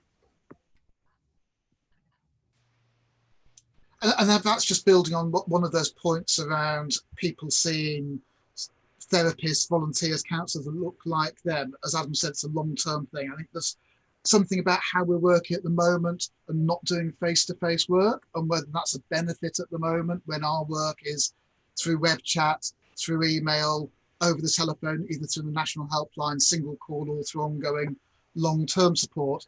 People would rarely see the bereavement volunteer that's helping them. So that's a different dynamic there. And I guess the question would be really interesting to explore is that beneficial to people who might feel anxious and apprehensive about coming to a service where a mainstream service where they don't know the background of the supporter? Is that beneficial, or does that not address the problem enough when it feels far more anonymous than perhaps it would have done with the face-to-face service?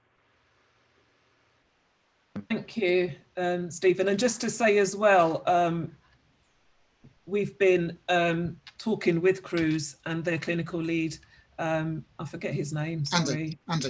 Andy, yeah, about collaborating on bereavement training, BAMEStream and Cruz doing that together. So just to add that as well.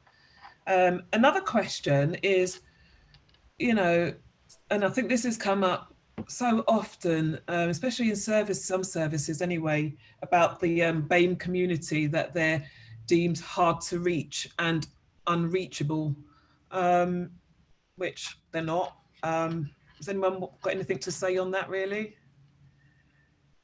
What have they been doing wrong, perhaps? Well, it's not the BAME, obviously the BAME community is not hard to reach, as you would know. It's the services that are hard to reach, and that's what needs to change. I think I'd echo that. I mean, that's absolutely placing the responsibility on delivering appropriate services on the person that's seeking them, rather than the service that's providing them, which is surely where their responsibility should sit. Can I also chime in for a second? One of the slides I didn't read it out, was from the Roma community. And one of the things that had been stated there was the question of taboo and stigma associated and allied, not necessarily around bereavement necessarily, but in general around mental health, incapacity, and the likes. And it seems that there might be a concern around tackling that question about a labeling and feeling. In some communities, I suspect it is best to fight the good fight quietly and silently than to open up. And if you then open up in terms of a service or a larger body as opposed to your friend or your colleague or whatever you, it's somehow feeling as though you are almost less than you are, a sense of inadequacy. And I think if we could start to also break down some of those sort of not trauma, they're not trauma, concerns, we might begin to see both service and need coming coming closer at different points. I'm not saying it's an answer to everything. What I'm saying is that it's another element to consider in that, because I also feel that there's also another side where if you were to ask the majority of organizations, for instance, as we did, website, do they have a website? And less than half had a website. And so you've got services that are there, but the people who need the services don't know they're there. And so there is a sense, definitely agree, Adam, with regards to it's a service not meeting the needs. But I think it's a two-sided equation. It's not a one-sided equation. And if services are there, then services need to start thinking about how do we promote and advertise what we do so that people know you exist. And I think that's the other side to it as well. Can I just build on that point about stigma there? And I think there's a real challenge there around a number of things. Partly, I think in many communities, there's been stigma around talking around death generally. Now, there's an interesting question about how that's changed through the pandemic when death has been on the TV every evening. But sometimes there's been a worry if we talk about death, it makes it more likely to happen. Clearly, talking about death is a positive thing when done correctly.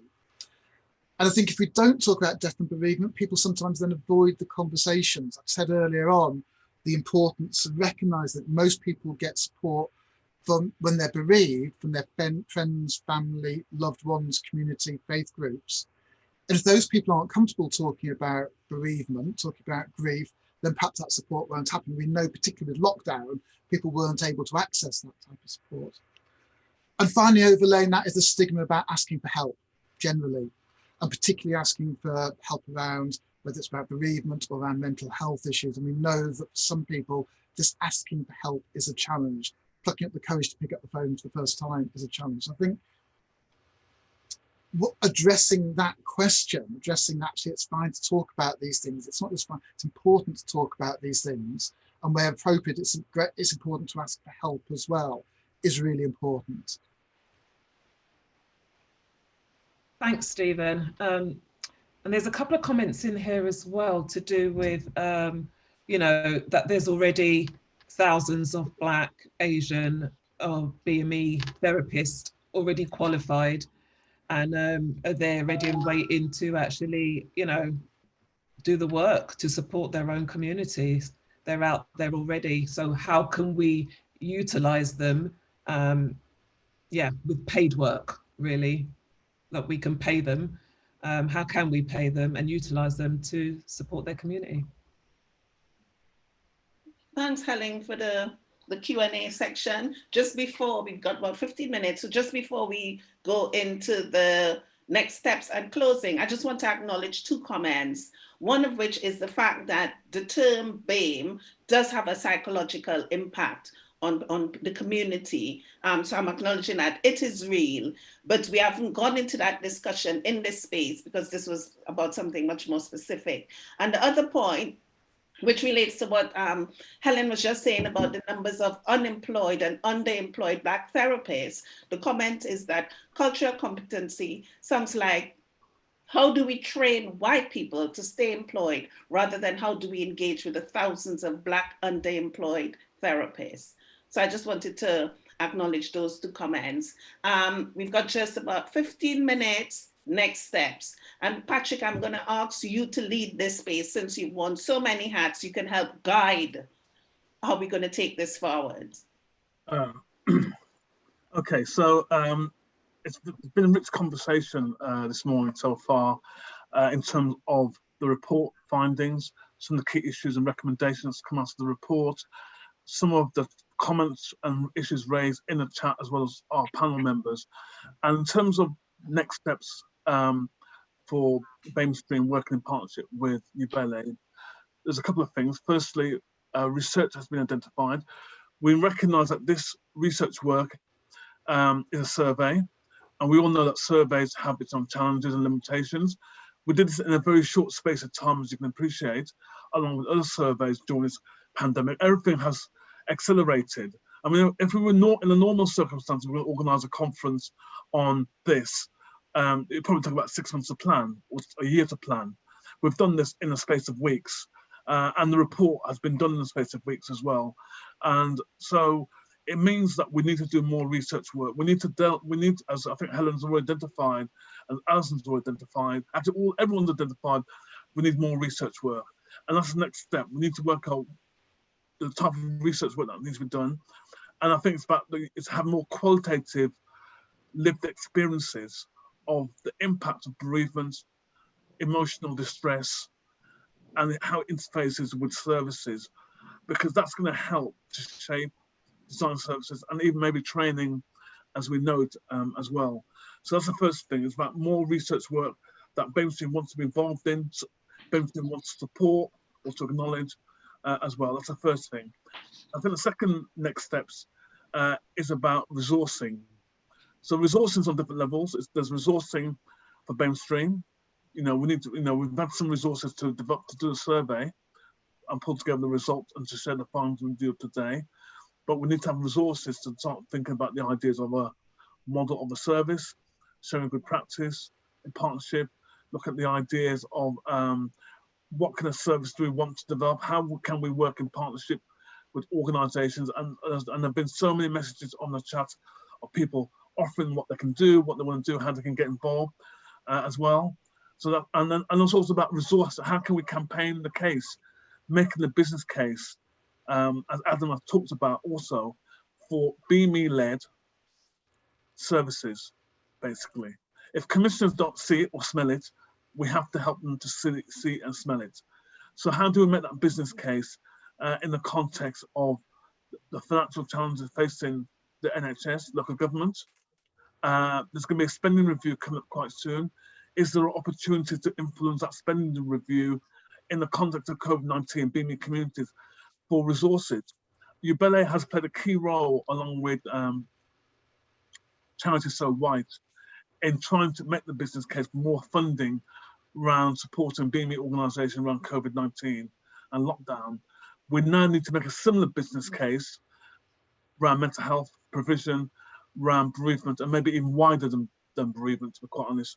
So we need to think about how we're going to take that forward. And I think the third area is really about stuff to do with joining the dots. So there are lots of people on this call, from community groups, from NHS organisations, there's therapists, there's counsellors. BAMEStream, we all came together in a short space of time, and we need to look at how BAMEStream could be a platform in terms of as an organisation. We're a loose partnership, but we need to look at how can we engage more, have more people to be involved in our thinking, developing ideas and perspectives, but also to support other organisations, what they are doing, also around the whole stuff around mental health representation, advocacy, and support as well. And sorry, and the final fourth bit to add is about leadership. This is a leadership challenge. The pandemic, the massive impact of deaths in a short space of time has a massive psychological impact not just on the bereavement process, but on all of us. And people talk about the new normal. We know what is a new normal in the context of mental health services. If there's a massive underdeployment of Black and Asian therapists, that is fundamental. That needs to change.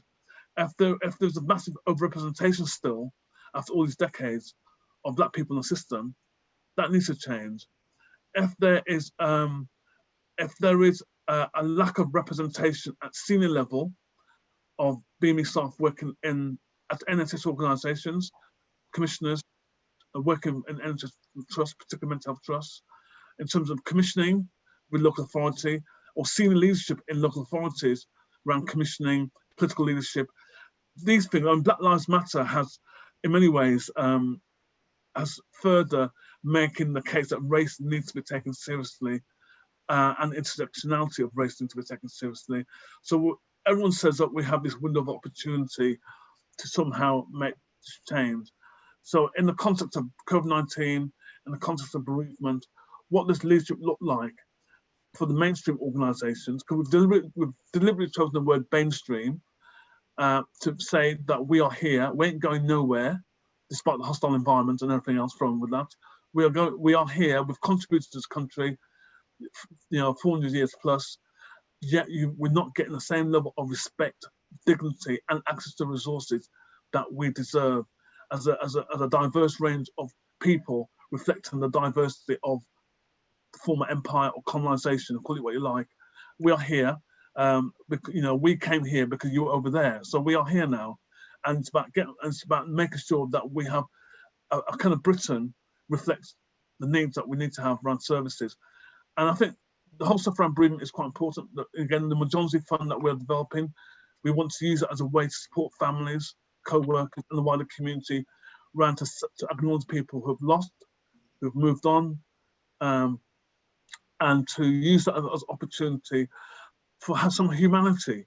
There's been a dehumanization process around COVID-19, and we need to regain back that humanization process and that process of humanity, which has been taken away. I just look at it in my family, other families, I'm sure all of you have other experience as well. We need to do that as well. So that's important. I think in Carl's report, we touched on the whole stuff around online and support. There is this massive digital divide that could happen. So it might be fantastic for NHS to put their services online and for crews and other main charities, but if BAME organisations are left behind, what's going to happen then?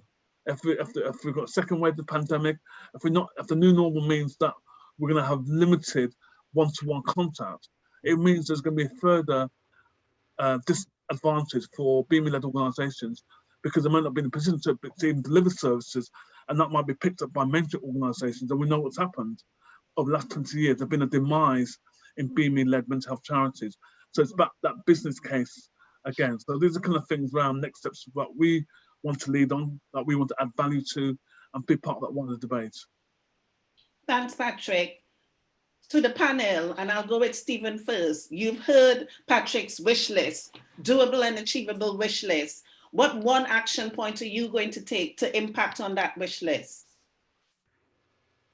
It's difficult to pick up one action point, but I think the one to talk about now is about working with colleagues here in BAMEStream to do two things. One, improve the way CRUISE works, but secondly, where we can share some of our learning around supporting bereaved people, do that in a generous way with other colleagues here. Thank you. Adam? I think it's BAMEStream's role as an advocacy organisation has been really valued. That's one of the reasons NAFSAT was so quick to sign up to it. We saw the power of working together, and I think this is a great example of that. And I just want to continue that work. Thank you, Alison. Thanks. I'd just like to pick up on Patrick's wish list, and also something that Rachel has just said in the chat about writing funding bids can be hard work. I think there is a real capacity issue, not just in delivering services, but actually in having the capacity to be able to deliver those services. And we've touched on some of those wider concerns as well about capacity and leadership. So I think one of the actions that I would like us as an alliance to take is trying to make available information that can be used and adapted for funding proposals, which at a local level, but then also echoing those messages at lobbying at a national level in trying to encourage the government to think really hard and really clearly about exactly what is needed to meet the needs of communities across the UK. Thank you. And Carl, I'm going to give you the last sentence. You have about 3 sentences. My mic on. I want to pick up on 2 key things that people have been commenting on. One, around capacity. And I think going forward, there is an opportunity here with the start in the mapping process to begin to start to see who is out there. So there are some comments, people asking about the Northwest and in the North. And it'd be useful to begin to get that to add to what we've got already as our starting point, just to get a sense of the tapestry of the environment. So that would be useful and helpful. And that's a start. I think the other thing about the website is about promotion and knowing who's out there and who's not out there. And I think that's also linked to the notion, underpinning principle of the alliance. And it's not always about you singularly ploughing your own furrow. It could also be about how you collaborate and how you work with others. And therefore there's an opportunity here that if you are small and fledgling and or small and micro as an organization, can you collaborate and work closely, even if it's on the basis of a shared website with individual pages paid for by individual organizations? So you don't have to foot the total bill. You could contribute to a page or pages and somebody host it on your behalf. So there are different ways we could actually promote what we do without necessarily having to cost us arm and a leg. So it's just thinking slightly to the left of center in terms of how we've been doing business. And one of the things that COVID has done, like it or like it not, it's actually forced us to do things in a different way. And as we're doing things in a different way, we begin to see new openings. Thanks, Carl. Patrick, your last 3 sentences. You've got 2 minutes. Just want to thank everyone for participating on this call. I want to thank all our panelists, Stephen, Alison, Adam, obviously Carl doing the report, Yancy, Helen, Yvonne from Ubele was hoping to join us, but she couldn't make it. But obviously thanking Ubele for their support. Also Anita, Tracy, who's managing the whole Zoom experience today as well. And also I want to acknowledge Dr. Penny Mandoka. She designed the front cover of that report, and the image is really about the impact of COVID-19 in BAME communities. So watch this space, check our website. We're hoping to explore having other events. We know that this is just a kind of overview, and there's more nuances in the report that we could explore in more detail. But just watch this space. I just want to thank everyone for participating. The website, the report is on the Ubele and BAMEStream website. Download it, share it with your networks, and let's have a conversation. And let's try and see how we can influence better bereavement support services for those from the BAME community that need it, and the wider dialogue around making sure that race matters and faith matters when it comes to mental health delivery for everyone, especially around the impact of COVID-19 in general.